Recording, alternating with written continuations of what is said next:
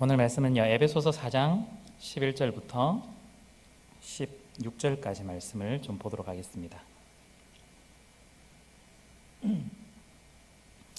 에베소서 4장 11절부터 16절까지 우리 같이 한번 읽어보도록 할게요. 같이 한번 읽겠습니다. 그가 어떤 사람은 사도로, 어떤 사람은 선지자로, 어떤 사람은 복음 전하는 자로, 어떤 사람은 목사와 교사로 삼으셨으니 이는 성도를 온전하게 하여 봉사의 일을 하게 하며 그리스도의 몸을 세우려 하심이라. 우리가 다 하나님의 아들을 믿는 것과 아는 일에 하나가 되어 온전한 사람을 이루어 그리스도의 장성한 분량이 충만한 데까지 이르리니 이는 우리가 이제부터 어린 나이가 되지 아니하여 사람의 속임수와 간사한 유혹에 빠져 온갖 교훈의 풍조에 밀려 요동하지 않게 하려 함이라. 오직 사랑 안에서 참된 것을 하여 범사에 그에게까지 자랄지라. 그는 머리니 곧 그리스도라. 그에게서 온몸이 각 마디를 통하여 도움을 받음으로 연결되고 결합되어 각 지체의 분량대로 역사하여 그 몸을 자라게 하며 사랑 안에서 스스로 세우느니라. 아멘. 네, 오늘은요, 변화된 삶을 향하여 세 번째 진정한 그리스도의 공동체에 관련해서 좀 말씀을 좀 드리고자 합니다. 오늘 본문은요, 깊이 지금 최근 오늘을 포함해서 한 3주간 깊이 들어가진 않았는데 오늘도 그렇게는 하지는 않을 거고요. 오늘 이 본문이 가지고 있는 뉘앙스만 충분히 받아들이시면 될 것 같습니다. 제가 말씀드리는 뉘앙스는요, 보통 이 부분 볼 때 우리가 11절, 12절을 되게 많이 보거든요. 그래서 각자에게 주어진 일이 있다. 그래서 교회에서 잘 섬겨야 된다. 봉사해야 된다. 보통 이런 부류로 설교를 좀 많이 들어보셨을지도 모르겠습니다.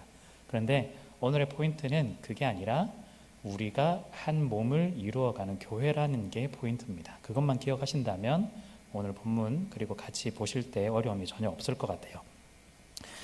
자, 요즘은요, 혼자 사는 시대입니다. 여러분들께서 혼자 사시는 분들 되게 많으시죠. 물론 부모님 집에 있는 경우도 있지만 혼자 사는 시대입니다. 그래서 요즘은 조금 뜸하긴 하지만 이런 단어들을 한동안 엄청 많이 사용했어요. 혼밥이라든지, 혼족이라든지, 혼라이프, 이런 식으로 이야기를 좀 많이 했었습니다.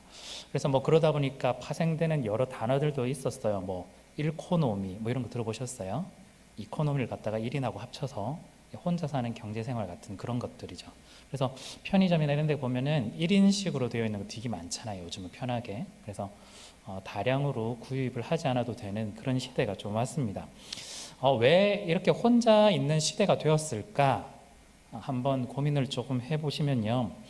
원래부터 혼자인 걸 좋아했을까요? 여러분들은 어떠세요? 혼자 살고 계시는 분 아니면 그런 분들 혼자인 게 좋으신가요? 어쩌면 우리 생각하고 조금은 다를 수도 있겠지만 일반적인 지금 한국 분위기에서는 혼자 사는 것이 조금 많은 일반화가 됐는데 비율적으로도 2인 가구, 3인 가구에 비해서도 거의 조금은 이제 50%에 육박하는 수준으로 왔어요. 그런데 생각해 보면 이 혼자 사는 것들이 왜 혼자 살게 되었을까? 원래부터 혼자가 좋았을까라고 물어본다면 사실은 그런 건 아니었다라는 거죠. 우리 인간의 본성상 혼자 있는 걸 되게 좋아하는 사람은 굉장히 소수예요. 저도 혼자 있는 거 되게 좋아하거든요. 네. 혼자 있는 거 엄청 좋아하고 또한 혼자서 그냥 딱히 뭘 하지 않더라도 약간 멍을 때리면서 있는 시간들을 굉장히 즐거워하는데 사실은 모든 사람들이 그렇진 않거든요. 그리고 그것도 한두 번이지 계속해서 처음부터 끝까지 무인도에서 혼자 살듯이 혼자 사는 걸 좋아하는 사람은 없어요. 그런데 왜 이렇게 구조가 되었을까라고 생각해 보면 여러분들이 이미 다 아시겠지만 가장 큰 건 이미 사회적인 구조 때문에 우리에게 이런 영향을 끼칠 수밖에 없었던 것 같아요. 여러 가지 물가의 문제라든지 경제적인 문제라든지 그런 외부적인 요인들도 참 많았던 것 같고 또한 더불어서 생각해 보면 관계적인 문제도 이제는 조금 옛날하고 많이 바뀐 것 같아요. 예전에는 직장에서 여러분들이 생활하시면 상사가 어떻게 하거나 주변의 사람들이 직장 동료들이 뭘 하면 거의 반드시 해야만 될 것 같은 그렇게 안 하면 뭔가 이 회사에서 좀 불리해질 것 같은 그런 뉘앙스가 있지만 지금도 좀 그런 데가 있지만요.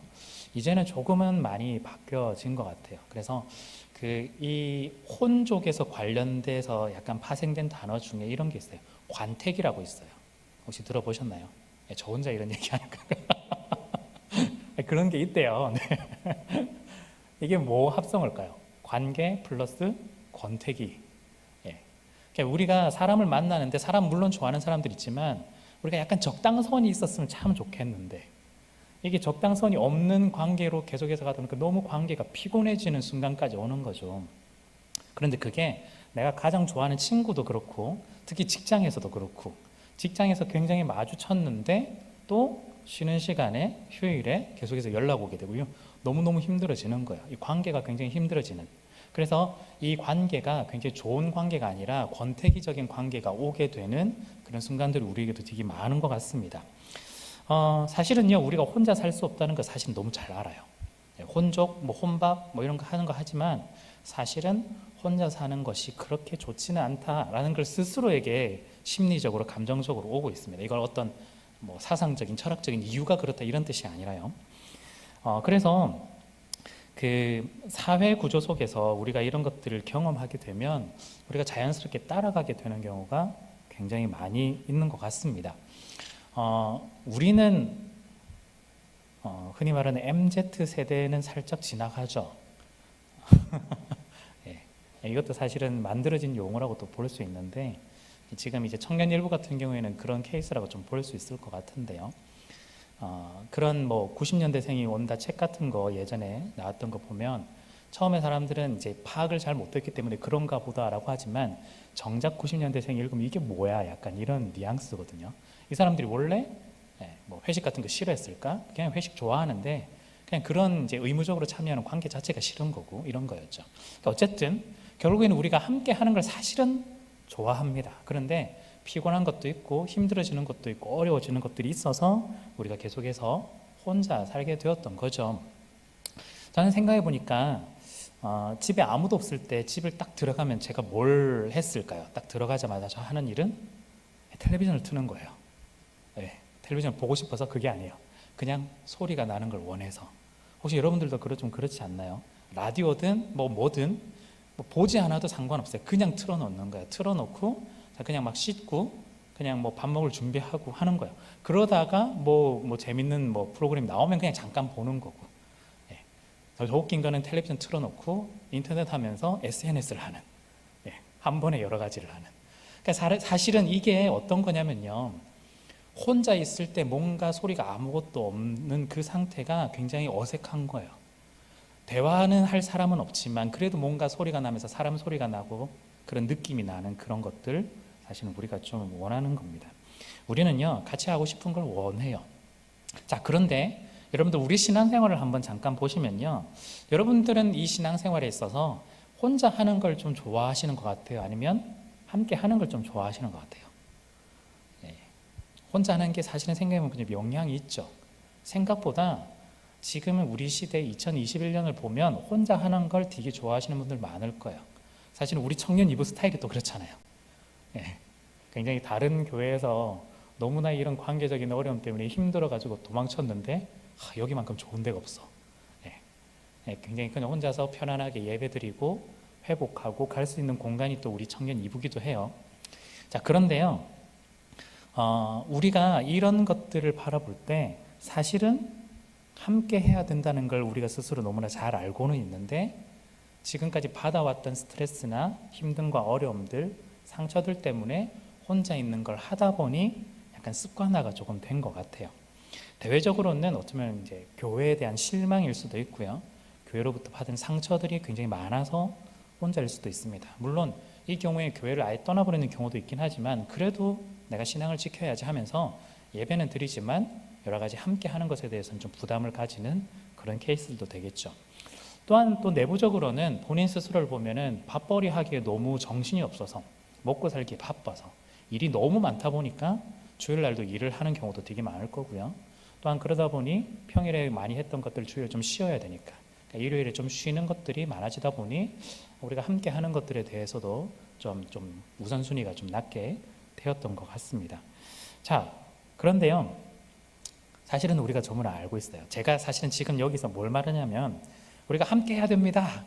제가 사실은 그 얘기를 하려고 하는 건 아니거든요. 그 다음 이야기를 좀 할 건데, 왜냐하면 함께 해야 된다는 건 우리가 잘 알고 있어요. 이미 교회 좀 다닌 분들은 그래 함께 해야지라는 걸 알고 있지만 외적이든 내적이든 환경이든 상황이든 여의치 않은 경우가 되게 많은 거죠. 우리가 그 부분들을 좀 넘어가서 우리가 그것들을 해결해내면서 함께 할 수 있는 방법들이 무엇이 있을까를 고민하는 것이 좀 필요하다라는 걸 말씀을 드리고 싶습니다. 우리가 지금 뭐 가족 모임도 하잖아요. 그리고 청년이부 공동체도 있잖아요.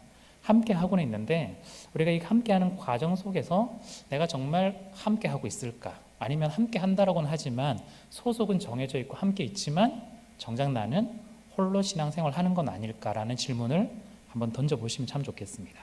그러면 스스로에게 보시면 소속은 되어 있는데 혼자 있는 경우가 되게 많을 거예요.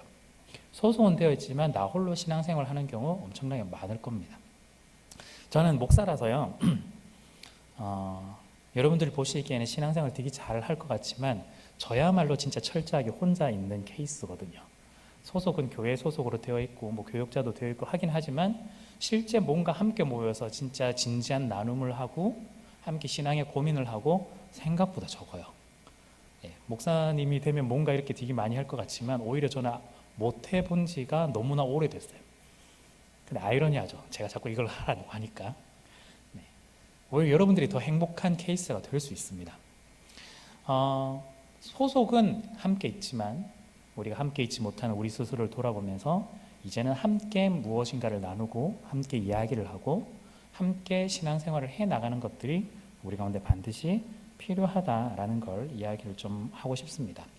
그런데 여기 한 가지 걸림돌이 한 가지가 있어요. 우리가 신앙생활에 있어서 홀로는 잘 하는데 왜 함께 하는 것들을 어려워할까? 앞서 여러 가지 이유들이 있지만 그것 말고 제가 말씀드리고 싶은 건 중요한 한 가지가 뭐냐면요. 함께 하는 것에 대한 경험, 함께 해왔던 추억들, 함께 해왔던 기억들이 없어서 혹은 조금밖에 없어서 우리가 이걸 함께 하는 것에 대한 두려움이 있을 수도 있습니다. 사실은 이거 제가 조금 두려워요. 어떤 부분, 솔직히 말하면 어떤 게 두렵냐면요. 제가 청년 일부를 작년부터 와서 벌써 거의 1년 반이 넘었는데 코로나로 시작해서 지금 코로나로 계속 가는 상황이라 우리가 뭔가를 같이 하는 게 굉장히 어렵거든요. 그래서 같이 하는 추억이라든지 기억이라든지 이런 게 별로 없는 거예요. 그래서 좀 저도 성향이 막 이러지를 못해가지고 되게 아쉽고 속으로만 아쉬운데 겉으로는 잘 못하는 약간 그렇거든요. 그러니까 박정현 목사님하고도 이야기를 좀 하는데 박정현 목사님 우리 청년이부 원래 그래요 막 이렇게 하지만 그래도 수련회 한다니까 다 와가지고 다 했다 막 이렇게 이야기를 하시는 거죠. 그러니까 뭔가 우리는 함께 모여야 될 때를 알고 있고 그때 함께 추억을 나누고 함께 으쌰으쌰 하는 그런 기분도 있고 하는 걸 통해서 또 나머지 반년, 1년을 또 보낼 수 있는 힘을 얻게 되는데 우리가 뭔가 약간 그런 부분이 빠져 있다 보니까 조금 아쉬운 느낌이 좀 있는 거예요. 여러분들은 좀 어떠신지 모르겠어요. 물론 혼자서 신앙생활을 할 수 있는 좋은 기회인 것 같아요. 코로나가. 그렇지만 함께 신앙생활하고 경험하고 추억을 나누고 그것들을 지났을 때 생각해 볼 수 있는 것들은 좀 없지 않았나 이런 생각이 좀 들거든요. 교회에서 어릴 때부터 신앙생활 하신 분들은 옛날 이야기하면 되게 할 게 많아요. 근데 대부분 옛날 이야기하면 무슨 이야기하냐 함께 모여서 뭘 했다라는 거. 수련회 가서 걔가 사고 쳤대 뭐 이런 거 되게 기억 잘하는 거죠. 근데 그때 누가 와서 어떤 말씀을 했냐 전혀 기억 못해요. 사실은 우리에게는 그런 거는 그냥 뭐 잔상으로 남는 거지 실제 우리 신앙생활에 있어서 가장 중요한 추억들은 함께 살로 부대끼면서 했던 추억들이거든요. 물론 이제 저는 좀 기대를 해보죠. 우리가 이제 한 9월쯤 9월쯤 이제 다시 본당으로 좀 오게 됐고요 할 텐데 지금은 백신 맞으신 분들 많이 없잖아요. 남자분들 같은 경우에는 뭐 얀센 정도의 뭐 예비군 민방위 정도 되신 분들 조금 맞으실 수도 있고 근데 아직까지 우리 나이대에서는 그렇게 맞으신 분이 많이 없는 걸로 알고 있어요. 그러다 보니까 더 조심스러운데 이제 백신도 어느 정도 맞게 되고 이제 이런 거리 뭐 이런 뭐라고 해야 되죠?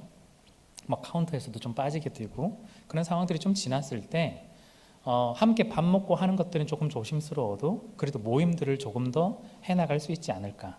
저는 어떤 프로그램을 한다라기보다 함께 모여서 함께 추억을 쌓는 그런 과정들이 조금 더 많아질 수 있는 기회들은 있겠다라고 생각은 합니다. 그래서 혹시나 여러분들께서도 저와 비슷한 마음으로 지금까지 계시더라면 시간은 조금 남았지만 3개월이든 6개월이든 또 내년이 될지도 모르겠지만 그래도 그때를 또 기대하시면서 함께 준비하면서 또 마음을 품어가시면 어떨까 그런 생각들을 좀 하게 됩니다.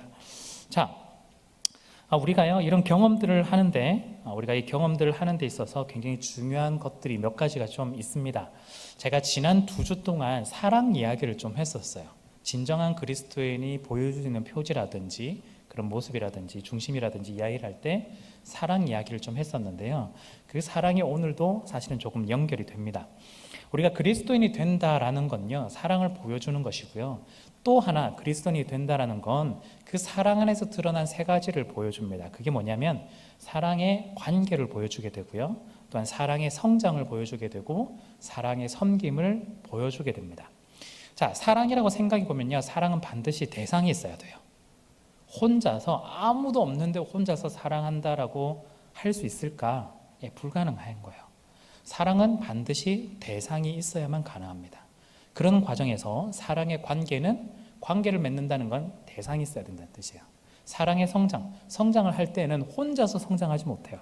반드시 티격태격하면서 부딪히면서 성장하게 돼요. 그리고 사랑의 섬김, 상대방이 없는데 어떤 섬김을 할까요? 상대방이 있어야만 섬김을 할 수가 있습니다. 결국엔요, 이 사랑이라는 것, 그리스도인이 보여주는 이 사랑은 반드시 사람과 사람 사이에서 이루어지는 것들입니다. 우리가 지금까지는 이 사랑이라고 하면 항상 하나님만 생각을 해왔거든요. 진정한 그리스도인은 하나님과 나의 관계도 너무 중요하지만 사람과 사람, 나와 사람 사이의 관계도 굉장히 중요하다는 거예요. 하나님을 사랑하고 이웃을 사랑하는 것, 그 순서가 있는 거 아니에요. 그냥 하나님이 앞에 나왔을 뿐이지 동일합니다. 하나님을 사랑하는 것 이꼴 이웃을 사랑하는 겁니다. 이웃이라고 해서 또 너무 멀리 가져가지 마세요. 옆에 있는 지체를 사랑하는 거고 우리 공동체를 사랑하는 겁니다. 그것이 동일하다라는 거예요. 그렇다면 우리가 하나님 사랑을 일단 잠시 내려놓고 이웃 사랑을 한번 생각해 보는 거죠. 이웃 사랑할 때 어떻게 표현이 되느냐? 관계 속에서 표현이 되고 성장 가운데 표현이 되고 섬김 가운데 이런 것들이 표현이 되게 됩니다. 홀로는 할 수 없어요. 함께 해야만 반드시 가능합니다. 자, 사랑의 관계는 계속해서 사람들과의 만남 속에서 이어지게 되어 있어요. 우리는 관계를 맺어 나가는 사람들입니다. 관계가 없다면요 상대방이 어떤 일이 일어나도 특별히 감흥은 없어요. 이런 비유는 사실은 어떤지는 모르겠지만 뉴스에서 사건 사고가 났을 때 우리가 너무 안타깝다라고 생각하지만 안타까움은 사실은 그 순간뿐이에요. 우리가 대부분. 왜 그럴까요? 뉴스에 나왔던 등장인물들이 우리랑 딱히 관계가 있는 게 아니었거든요. 그런데 만약에 뉴스에 나왔던 사람이 우리랑 정말 뜻깊은 관계 있는 사람이라면 우리의 반응이 그래 그렇구나 하고 넘어갈 수 있을까? 그렇지 않다라는 거예요. 이 관계는 굉장히 큰 의미가 있습니다. 김준수 시인이 그렇게 얘기했잖아요. 꽃의 이름을 불러주기까지 아무런 그 의미가 없었다라고 이야기하잖아요. 우리가 사람의 이름을 불러준다는 것, 사람에게 관계를 맺는다는 것 자체가 큰 의미입니다. 그것이 그리스도인의 사랑이 시작되는 첫 단계라고 볼 수 있어요. 그럼 이 사랑은 그 다음에 관계 속에서 무엇으로 발전해 나가느냐? 성장으로 발전해 나가게 돼요.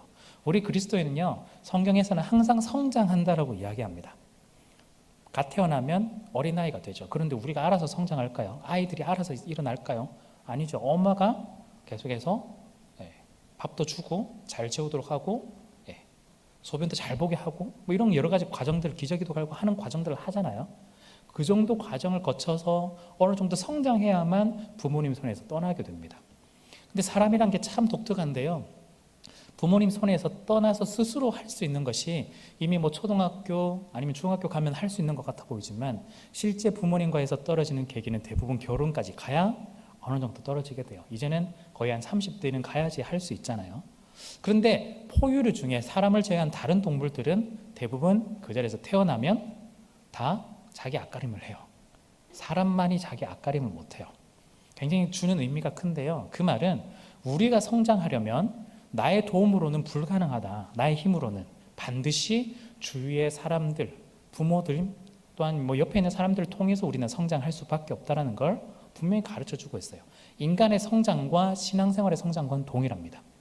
우리가 예수 그리스도를 믿고 갓 태어났을 때 그냥 알아서 잘 자라겠지. No. 성장하려면요, 함께 배우고 함께 경험하고 함께 나누고 함께 모습을 보고 발견할 때 우리는 반드시 성장할 수가 있습니다. 여러분들이 기억이 한번 생각해 보시면 어릴 때부터 모태신앙에서 이렇게 자라온 케이스 말고요, 중간에 어느 정도 내가 갑자기 예수를 믿게 되었다. 근데 여러분들이 성장할 때 어떻게 성장하셨나요? 가족 모임에서 나눔을 통해서 이렇게 하면 되겠구나. 그리고 굉장히 좋아하는 선배들이 있는데 이 선배 모습을 보고 나도 저렇게 하면 되겠구나. 사실은 그런 관계 속에서 우리가 성장을 하고 있는 거거든요. 처음부터 그 사람이 성경책을 막 처음부터 끝까지 완전히 다 읽고 이렇게 한 케이스는 많이 없어요. 지식적으로 성장한 케이스도 있겠지만 대부분은 보고 배우면서 사람과 사람 사이에서 함께하는 그 과정들을 통해서 성장하게 된다는 거죠. 그래서 우리는 이 성장은 혼자서 하는 것이 아니라 함께하는 우리 사람들을 통해서 이루어진다라는 겁니다. 세 번째는요, 섬김인데요. 말씀드렸다시피 섬김할 때 상대방이 없으면 섬김하는 것 자체가 굉장히 무의미합니다. 있을 수가 없는 거예요. 반드시 섬김을 받는 대상이 있어야만 가능하다라는 거죠. 관계를 맺고 성장하는 것, 그것의 종착점은 뭐냐? 섬김이라는 거예요. 우리가 섬김한다는 건 그 사람이 어떻냐가 중요하지 않습니다. 사실은 우리가 세상의 방식으로 본다면 나에게 도움이 될 만한 사람한테 잘하는 것이 섬김이겠죠. 어쩌면 아부일 수도 있어요. 그런데 우리가 말하는 이 섬김은 나에게 잘해주든 잘해주지 못하든, 나에게 도움이 되든 도움이 되지 않든 상관없이 그 사람을 사랑하면서 하는 것이 섬김입니다. 그리고 또 이 섬김의 특징은 받는 것을 원치 않아요. 주었으니 받겠다, 기브 앤 테이크가 아니라는 거예요. 섬김은 그냥 주면 끝이에요. 왜냐하면 우리도 동일하게 하나님의 섬김으로, 은혜로 우리가 사랑받은 존재이기 때문에 우리도 동일하게 해보는 거예요. 그래서 사실은 그래서 좀 쉽지는 않죠. 그래서 섬김은 성장의 종착지라고 볼 수가 있어요. 섬김을 어느 정도 할 수 있다, 알고 보면 이미 어느 정도 성장했기 때문에 가능한 겁니다. 어린아이들이 이런 걸 부모님들께서 가르쳐 줄 때 잘 하지 못하지만 어느 정도 성장해서 이런 것들을 해야 되겠구나를 알게 되는 것처럼 우리의 신앙도 어릴 때는 섬김을 잘 하지 못하겠지만 성장하는 과정 속에서 섬김을 해보면서 이 섬김이 중요한 것을 알게 되고 나도 할 수 있다는 걸 깨닫게 되는 거죠. 섬김 누가 만들어갈까요? 혼자서 불가능합니다. 함께 할 때 할 수 있습니다. 자, 이 모든 것들, 이 사랑의 관계, 사랑의 성장, 사랑의 섬김, 이 모든 것들이 함께 사람과 부딪히면서 사람과 함께하면서 이루어져 가는데요. 그러면 우리가 그리스도인이라면 어디에서 가장 많이 이 모든 사랑의 일들이 일어나게 될까요? 바로 교회입니다. 결국엔 교회예요. 교회 안에서 사랑의 관계를 이루어 나가게 되고, 교회 안에서 사랑의 성장을 이루어 나가게 되고, 교회 안에서 사랑의 섬김을 이루어 가게 되는 거죠. 그런 면에서 우리가 그동안 생각해왔던 교회를 재정의를 좀 해야 됩니다. 정의를 새롭게 좀 할 필요가 있어요. 여러 번 말씀드렸을 수도 있는데요, 아마 여러분들 이미 좀 많이 들어보셨겠지만 교회는 건물이 아니에요. 너무 중요합니다. 이 건물 교회 아니에요. 네, 이거는요, 구체적으로 말하면 그냥 예배를 드릴 수 있는 예배당일 뿐이지, 서울 영동이라는 이름으로 모인 교회 구성원들이 모여서 예배를 드리는 예배당이지 교회가 아니라는 거예요. 여러분들 코로나를 하면서 이미 사실은 그걸 느끼셨을 거예요. 코로나를 지나면서 이전까지는 여기 와서 드리는 것만이 예배다라고 생각을 했는데 이제는 온라인으로 예배를 드리잖아요. 이제는 그게 처음엔 불편하고 좀 어색하고 이상했지만 이제는 받아들이잖아요. 왜냐하면 내가 교회로서 그 자리에서 예배를 드리고 있기 때문이에요. 어쩌면 우리가 주일만 예배를 잘 드리고 월요일부터 토요일까지 예배를 잘 드리지 못했던 이유, 삶 속에서 교회로서 잘 살아가지 못했던 이유는 자꾸 교회에 와서, 이 건물에 와서 예배를 드려야만 진짜 교회라고 생각하고 예배라고 생각해 왔기 때문에 어쩌면 그동안 평일의 삶이 제대로 살지 못했을 수도 있습니다. 그런데 이제는요, 우리가 교회면 이 교회가 여기 예배당이 아니라 예수 그리스도를 주로 고백하는 사람들이 교회라면 우리가 언제 어디에 있든 그 모든 것이 교회가 되고 그 모든 것들을 통해서 하나님께 영광을 돌릴 수 있게 되며 그 모든 것들이 예배가 될 수 있다라는 거예요. 이제는 월요일부터 토요일까지도 동일하게 꼭 주일과 같은 느낌으로 갈 수 있습니다. 관계, 성장, 섬김, 교회에서 이루어지는데 이 교회는 예수 그리스도를 주로 고백하는 사람들, 주로 고백하는 여러분들 한 사람 한 사람이 바로 교회고요. 그리고 여러분 한 사람 한 사람이 여기에 함께 모였을 때 또한 교회가 되는 거예요. 교회는 어떻게 구성이 되느냐? 교회는 한 조각의 모든 사람, 교회가 모여서 구성이 되는 게 교회다라고 볼 수 있습니다. 마치 퍼즐과 비슷해요. 여러분들은 지금 한 조각의 퍼즐들이에요. 이 퍼즐들이 모여서 하나의 그림을 완성하는 거죠. 우리 서울 명동교회라는 하나의 공동체가 있는데, 청년 이부라는 하나의 공동체가 있는데, 여러분들이 하나하나의 퍼즐이라서 이 공동체 그림을 만들어 나가고 있는 중이에요. 그래서 여러분들 각자도 교회고요. 우리가 모여있는 이것도 교회입니다. 각자도 교회, 함께하는 것도 교회라고 할 수 있어요. 여러분들이 주중에는 뭐 설릉이든 여의도든 뭐 광화문, 서소문이든 잠실이든 여러분들이 있는 그곳이 교회가 되고요. 또한 이 시간은 우리가 주로 고백하는 사람들이 함께 모여서 함께 공동체가 되어서 함께 하나님을 예배하기 때문에 또한 이곳 가운데서도 학동역에서도 우리가 교회로서 하나님께 영광을 돌리게 되는 거죠. 우리는요, 함께 모여서 함께 교회라는 것을 확인하게 되고, 함께 모여서 서로를 통해 교회라는 것을 힘을 얻게 되고, 함께 모여서 내가 어떻게 살아가야 될지를 점검하게 되는 그런 은혜와 힘이 우리가 모일 때 있습니다. 제가 말씀드렸다시피 교회는 혼자 있어도 교회다라고 했기 때문에, 그러면 혼자서 신앙생활해도 아무런 문제 없는 거 아니냐라고 하겠지만 그게 아니라는 거예요. 함께 우리의 사랑의 관계, 성장, 섬김은 함께 있는 것을 넘어서서 둘이 있을 때, 셋이 있을 때, 우리가 함께 모여 있을 때 이 모든 것들이 가능하게 되면서 성장하는 겁니다. 혼자 있을 때는 어쩌면 어린 아이와 같아요. 그렇지만 함께 있을 때는 성장할 수가 있습니다. 여러분들 교회 보시면요, 지금까지 이제 교회 생활을 하시면 뭐 관계적인 어려움들도 분명히 있었을 거고요. 뭐 때로는 뭐 보고 싶은 사람도 있지만 보기 싫은 사람도 있을 수도 있어요. 네. 네. 그럼에도 불구하고 우리가 여기 왜 모여야 될까? 내가 항상 원하고 좋아하는 사람들만 모여서 교회를 이루는 것이 아니라 여러 사람들과 함께, 이런 사람 저런 사람들과 함께 서로가 티격태격하면서 다듬어가면서 만들어지기 때문에 교회가 되는 겁니다. 그런 점에서 우리가 함께하는 가치를 좀, 이런 것들을 좀 더 누리기 위해서는 제가 여러분들한테 한 3가지 정도를 권면하고 또한 부탁을 드리고 싶습니다. 이 어떻게 보면 오늘 적용이라고 할 수 있는데요. 첫 번째는요, 다양성을 인정하는 겁니다.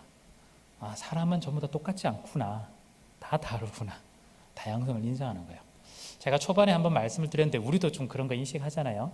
우리 참 감사한 건요, 우리 그래도 우리 청년 이분은 되게 다양해요. 네, 족적하고, 네, 여러 가지 모양도 있고, 다양합니다. 우리는 이 다양함 속에서 하나를 이루어 가는 거예요.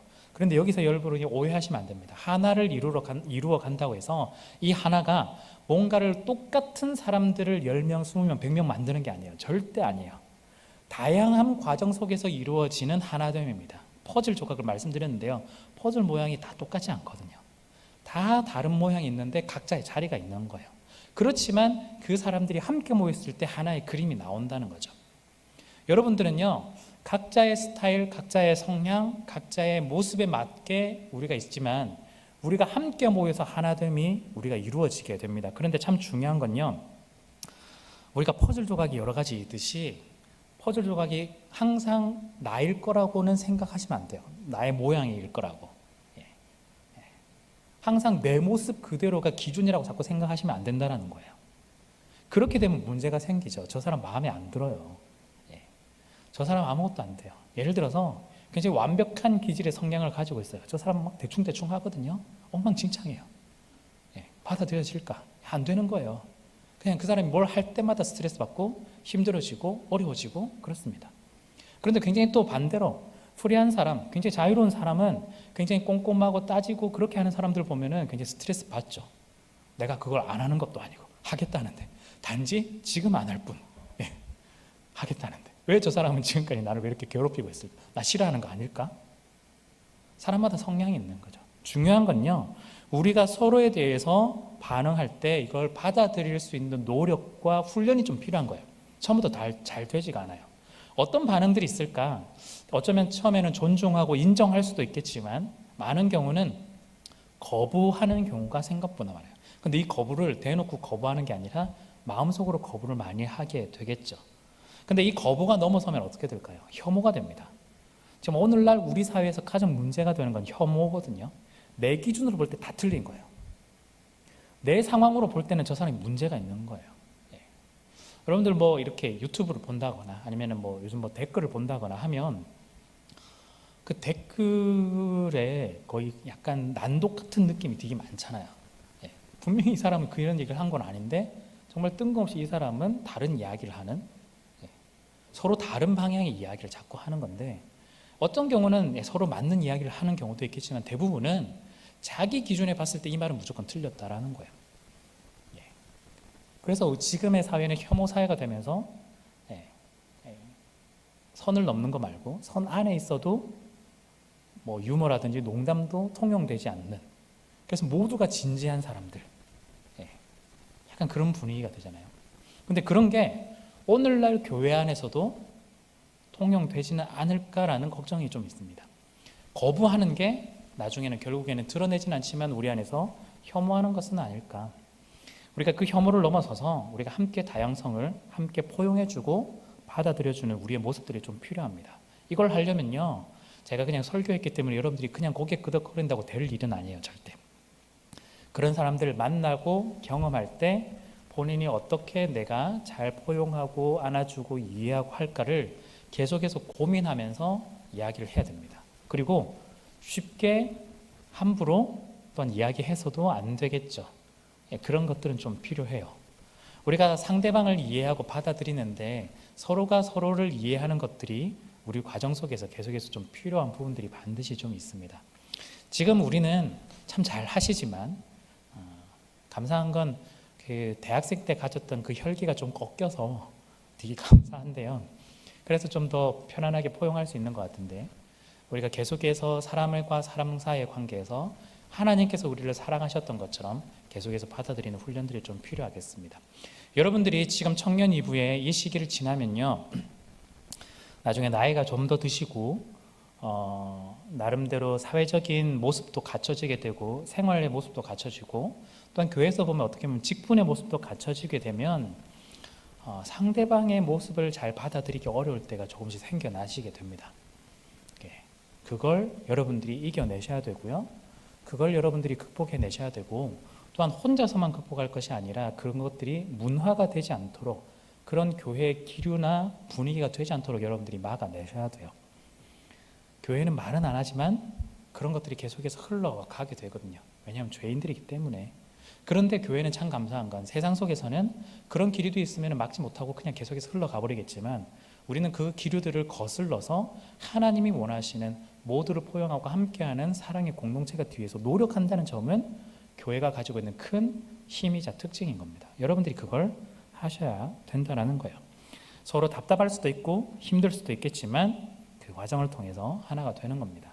저도 계속해서 더 노력하겠습니다. 여러분들도 함께 포용하면서 함께 받아주는 공동체가 되었으면 좋겠습니다. 자, 두 번째는요, 개인주의 신앙을 좀 넘어설 필요가 있습니다. 예, 개인주의 신앙을 좀 넘어설 필요가 있습니다. 저는요, 우리 청년 이부의 장점이자 단점이라고 생각해요. 네, 우리 청년 이부의 장점이자 또한 단점이지 않을까. 장점은 우리가 너무나 잘 알기 때문에 개인주의적으로 우리가 함께 계속해서 신앙생활 하는 것들을 저는 여러분들이 계속해서 하셨으면 좋겠습니다. 어디에 있든 그리스도인 하셨으면 좋겠고요.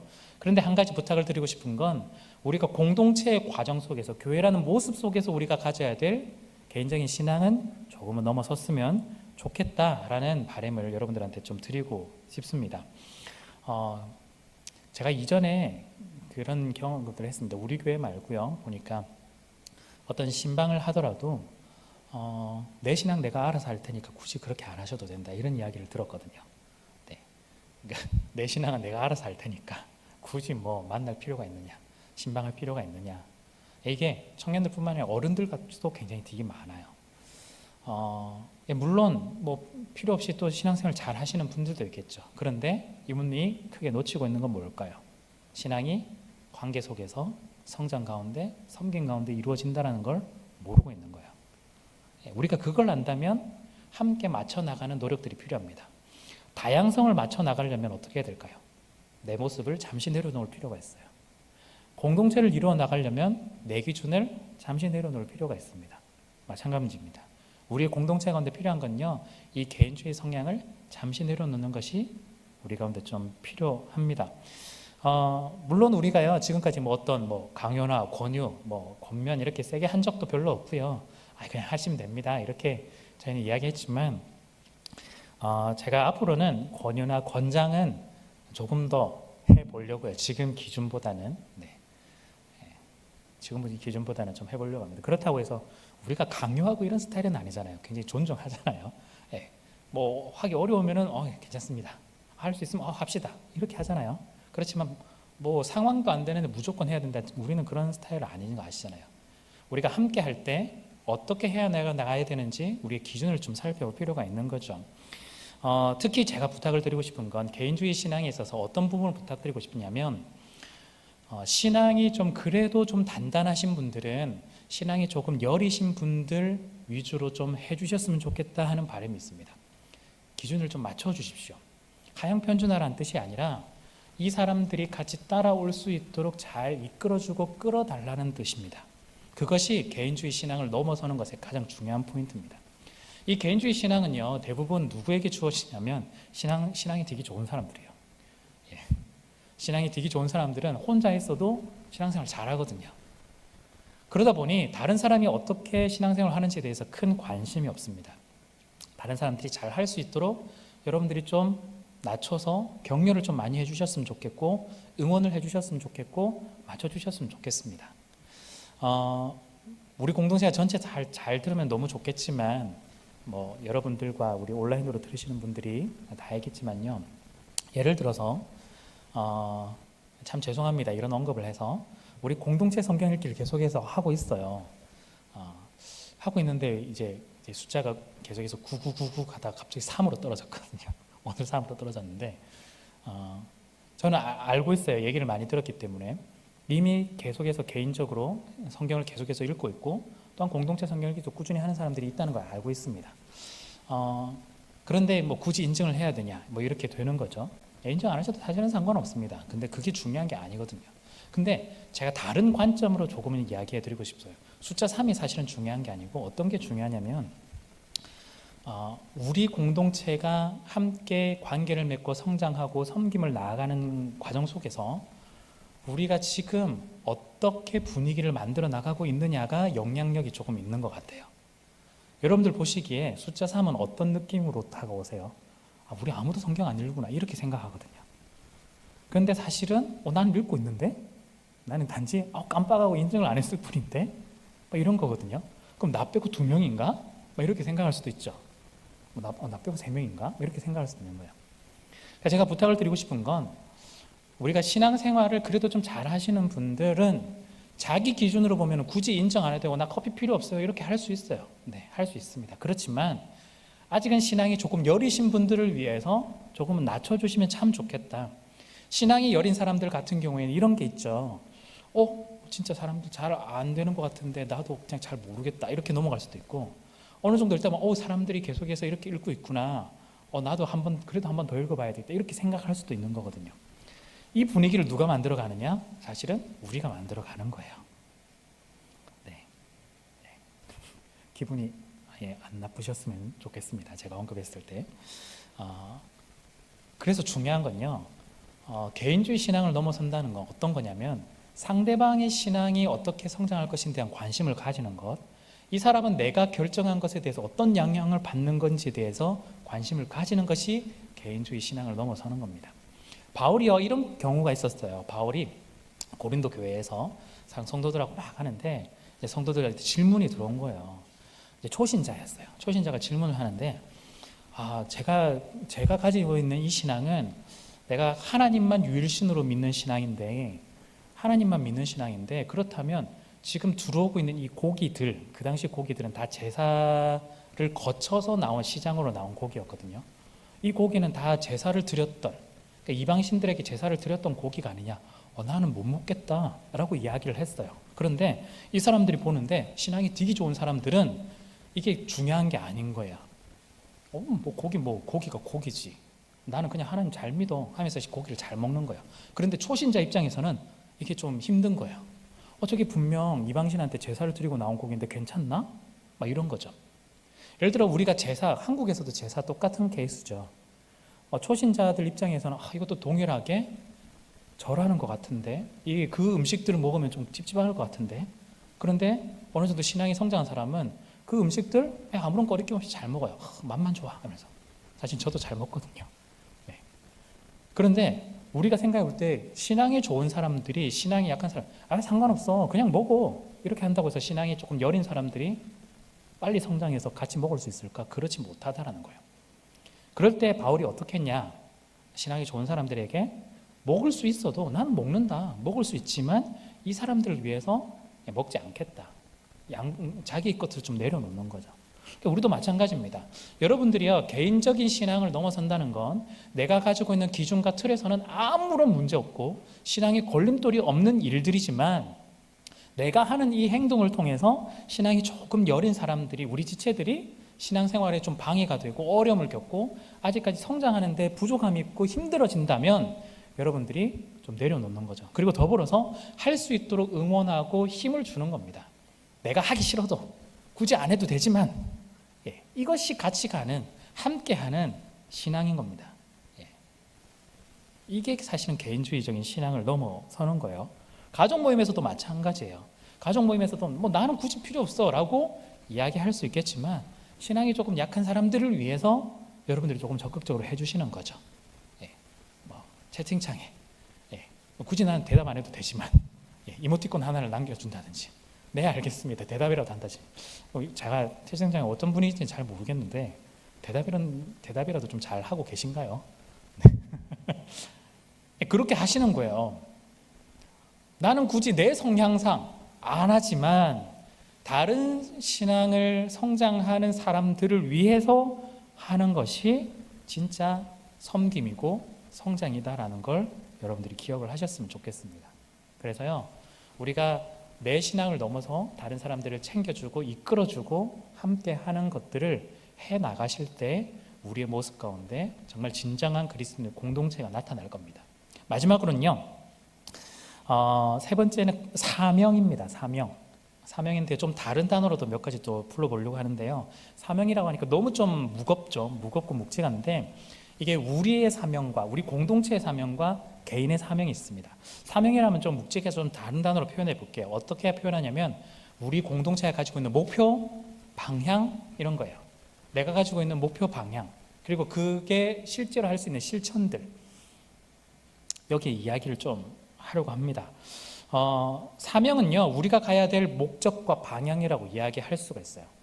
우리 청년 이부가 가야 될 목적과 방향, 그리고 조금 작게 우리 가족이 가야 할 목적과 방향, 그 속에서 내가 가야 할 목적과 방향이 있어야만 우리가 진정한 그리스도인으로서, 진정한 공동체로서 계속해서 이루어질 수가 있다는 겁니다. 우리가요, 사명, 가치, 목적, 방향 이런 것들요 정해야 돼요. 정하지 못하기 때문에 사실은 공동체가 힘들어지는 겁니다. 우리가 시선과 방향이 거기에 우리 공동체가 이루어져야 하는 곳에 집중해서 가야 되는데, 그렇지 못하기 때문에 내가 생각하는 기준과 내가 중요하다고 판단되는 것들을 거기에 집중하다 보니까 트러블이 자꾸 생기는 거예요. 나는 A가 중요해. 그런데 이 사람은 B가 중요해. 이 사람은 C가 중요해. 서로 말하다 보면 안 맞는 거죠. 왜 우리 보통의 한국 교회들, 한국 교회를 다 떠나서 우리 안에 살펴보면요, 왜 우리 공동체, 가족, 나의 모습에 있어서 목표와 방향을 제대로 설정해서 우리가 나가고 있는가, 질문해 볼 필요가 있는 겁니다. 자, 그렇다면 이거 누가 정해야 될까요? 목사님이 정해야 될까요? 제가 정할 수 있어요. 정할 수 있는데 여러분들이 동의해 주실 수 있나요? 네. 물론 제가 만약에 정한다면 설득하고 동의해서 같이 해야 되겠죠. 근데 제가 좀 드리고 싶은 건 뭐냐면요, 이 문제는요, 저의 문제라기보다는 여러분들이 함께 모두가 다 하셔야 되는 고민입니다. 저는 이제 어떤 고민을 해야 되냐면, 여러분들이 함께 동참해서 함께 고민을 나눌 수 있도록 어떻게 해야 될까를 제가 고민해야 돼요. 제가 제대로 잘 못해서 죄송합니다만, 또 이렇게 여러분들이 생각하실지 몰라요. 이런 거 그냥 집행부의 국장이나 가수장이 해야 되는 거 아니야? 리더들인데 이렇게 생각하실 수도 있어요. 예, 아니에요. 예, 아닙니다. 이 청년 이부의 주인은 누굴까요? 예수님 막 이렇게 얘기하지 마시고 여러분들이에요. 여러분들이 주인이에요. 저 주인은 아닙니다. 네, 저는 여러분들을 섬기는 사람이지. 여러분들이 진짜 주인이 되셔야 돼요. 그렇다면 여러분들이 진짜 함께 고민해서 우리 청년 이부가 어떤 목적과 방향으로 나아가야 될까? 그렇다면 또한 우리 가족은 어떤 목적과 방향으로 나아가야 될까? 그렇다면 나는 그 속에서 어떤 목적과 방향으로서 우리가 움직여 나가야 될까? 이렇게 이야기를 해야 돼요. 이건 회사 다니시는 여러분들 너무 잘 아시잖아요. 우리 직장에서 이런 목적과 방향, 가치가 하고 있는 이게 분명하지 않으면 회사 망하잖아요. 너무 잘 아시면서 이런 거는 교회에 접목해야 되는데 교회에 접목 잘 안 하시면 어떡해요? 이런 거 하셔야 돼요. 회사에서 분명히 우리 회사가 나아가야 될 방향, 앞으로 어떤 데 집중하고 어떤 데 투자를 하고 어떤 부분을 개선해야 되겠다. 이걸 하고 있는 회사는 그 다음 해를 살아나가고 그 다음 해를 또 살아나가지만 그냥 주먹구구시로 하는 회사들은 결국에는 없어지게 되어 있잖아요. 너무 잘 아시잖아요. 교회도 마찬가지입니다. 하나님이 함께하는 교회라고 해서 영원히 함께한다? 아니요. 이 교회라는 구조 속에서는요, 생명력이 있어요. 우리가 생명력이 있을 때 결국에는 태어나서 성장하다가 어떨 때는 노쇠화돼서 또 마치는 경우도 분명히 있겠지만 우리 마치니까 그냥 우리 끝나는 거야 라고 끝나는 게 아니라 우리가 어떻게 하면 하나님께 주신 사명들을 어떻게 더 생명력 있게 만들어 갈까를 고민할 필요가 있다는 거죠. 예를 들어서 이렇게 이야기를 해볼 수가 있을 것 같아요. 그냥 이렇게 이야기하면 너무 추상적이니까 예를 들어서 우리 공동체의 목표가 영혼을 구원하는 거다. 예수님을 알지 못하는 사람들이 예수님 믿게 하는 거다 라고 우리가 목표를 하는 거예요. 그럼 여기에 완전히 집중을 하는 거죠. 다른 것이 아니라. 그렇다면 이 기준으로 볼 때 다른 요소들이 그다지 도움이 되지 않는다면 우리가 과감하게 좀 잘라낼 필요도 있는 겁니다. 예를 들어서 영혼을 구원하는데 축구 너무 중요하다. 왜냐하면 예수님 모르는 사람도 축구 너무 좋아하니까 같이 축구하면서 교회에 대해 알아가고 함께 우리 모임에 올 수 있으면 그럼 축구 굉장히 장려하는 거죠. 이런 겁니다. 그러니까 어떤 모임을 했을 때 이건 우리끼리만 좋고 영혼 구원하는 데는 별로 도움이 안 된다. 그럼 잠시 이렇게 보류해 보는 거죠. 그러니까 우리 영혼 구원하는데 청년이부가 어떤 방향을 가지고 예배 순서를 짜고 프로그램을 만들고 또한 양육에 대한 고민을 하고 어떻게 하면 가족 모임을 더 잘할 수 있도록 도와줄까 고민하고 예산도 어떻게 그런 쪽으로 배정할까 이렇게 하는 거죠. 이런 고민들을 우리가 가질 필요가 있다는 거예요. 그렇다면 가족 모임은 어떨까요? 여러분들 가족 모임에 목표가 있나요? 제가 사실은 제시를 안 했기 때문에 죄송합니다만 이게 이제는 만들어야 될 필요가 있는 거죠. 가족 모임에도 목표가 있어야 돼요. 그냥 우리는 지금까지 가족 모임 하면 잘 모여서 잘 나누고 기도하고 교제하고 우리 교제라고 생각해왔잖아요. 근데 그 교제가 사람의 마음 가운데 내가 생각하는 교제가 있고 저 사람이 생각하는 교제가 조금씩 다른 거예요. 그러다 보니까 조금 힘든 거죠. 나는 한 달에 한 번이면 충분해. 나는 매주 만나는 게 좋아. 이렇게 다른 거예요.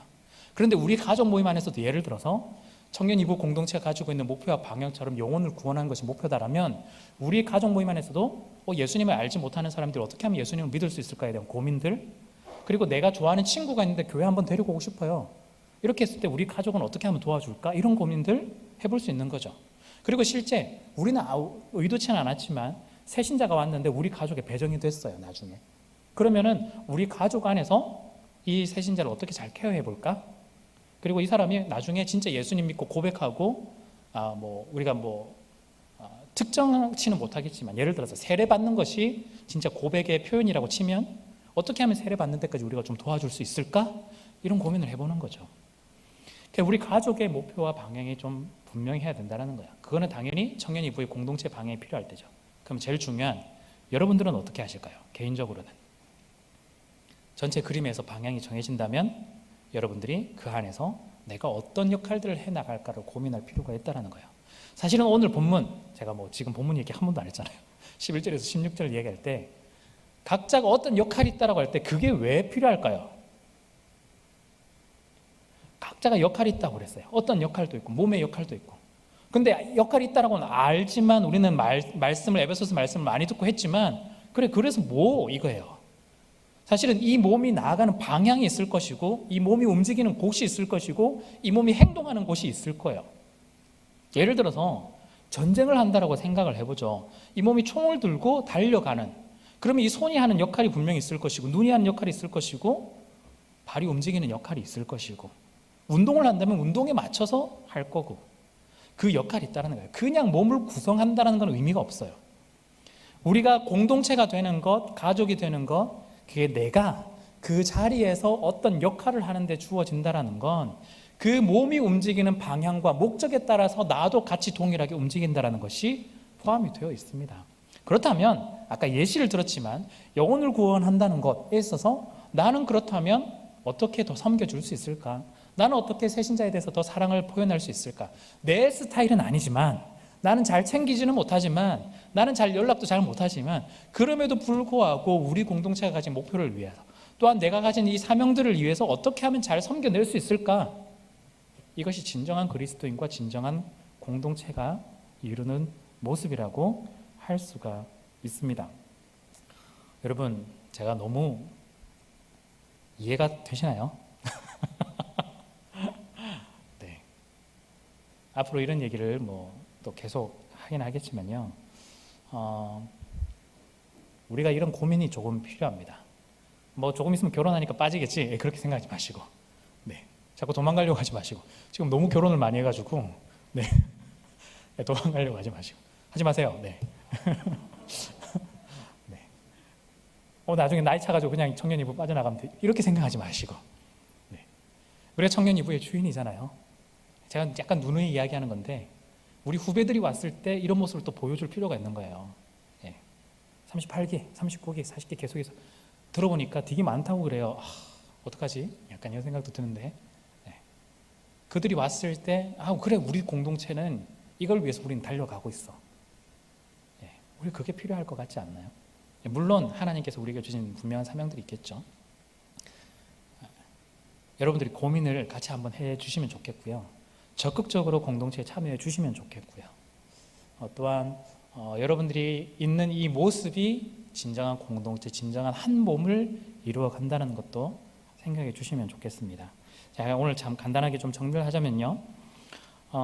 우리 진정한 그리스도인이 진정한 공동체를 좀 이루어 살아나가야 되는데, 그건 당연한 이야기입니다.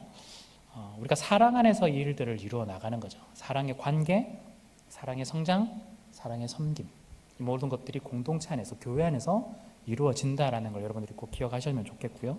더불어서 이것들을 구체적으로 우리가 어떻게 해 나갈 수 있을까? 다양성, 나 말고 다른 사람들 품어주는 노력을 반드시 꼭 하셨으면 좋겠고요. 또한 개인주의 신앙을 넘어서서 우리가 연약한 지체들을 끌고 이끌고 격려하고 함께하는 그런 모습들을 또 보여주셨으면 좋겠고요. 더불어서 우리의 목표와 사명들이 분명히 있다는 걸 알고 함께 만들어 나갔으면 좋겠습니다. 저는요, 저만 이걸 하는 게 아니라, 우리 국장과 가족장만 하는 게 아니라 우리 모두가 함께 해 나갔으면 좋겠습니다. 물론 시간 많이 걸릴 거예요. 네. 그냥 제가 결정해서 해도 되거든요. 그럼 쿨하겠죠. 그냥 다음 주 당장 나오면 되니까 어떻게 하겠다. 근데 그게 될까? 안 된다는 거예요. 모두가 함께 할 때, 모두가 함께 공감하고 함께 방향을 맞추고 함께 걸어 나갈 때 우리가 힘이 있다라는 걸 기억을 하시면 좋겠고요. 그게 진짜 오늘 본문에서 말한 그리스도의 교회를 통해서 한 몸을 이룬 공동체는 어떻게 흘러가느냐가 보여지게 된다는 걸 여러분들이 기억을 하시면 참 좋겠습니다. 앞으로 저도 더 많은 고민들을 통해서 우리가 어떻게 하면 이런 것들을 좀 만들어낼까, 어떤 장을 또 펼쳐내볼까를 좀 고민을 하겠습니다. 그냥 단지 그냥 어떤 프로그램을 해볼까 이거 말고, 어떻게 우리가 잘 만들어진 방향과 목표와 목적들, 사명들을 이루어낼 때 거기에 맞는 또 프로그램들이 아마 생길 거니까요. 이 순서들을 제가 우선순위를 잘 맞춰서 함께 또 고민하면서, 또한 우리 국장들과 가족장들과 또 여러분들과 함께 고민하면서 함께 만들어 갔으면 좋겠습니다. 함께 해주실 거죠? 한 명밖에 대답 안 했는데. 네, 마스크 썼다 생각하시고, 제가 그렇게 생각했습니다. 자, 우리 이 시간 함께 정리하는 시간을 좀 가질게요. 마음으로 드리는 예배 드릴 텐데요. 예배 가운데 깨달은 것들, 그리고 새롭게 소원하는 것들 함께 정리를 좀 해보시면 좋겠습니다. 오늘 여러분들 각자가 또 어떻게 정리하실지는 제가 잘 모르겠지만, 여러분 가운데 주어지는 내용들, 분명한 것들 한번 적어보시고 한번 정리해 보시면 참 좋겠습니다.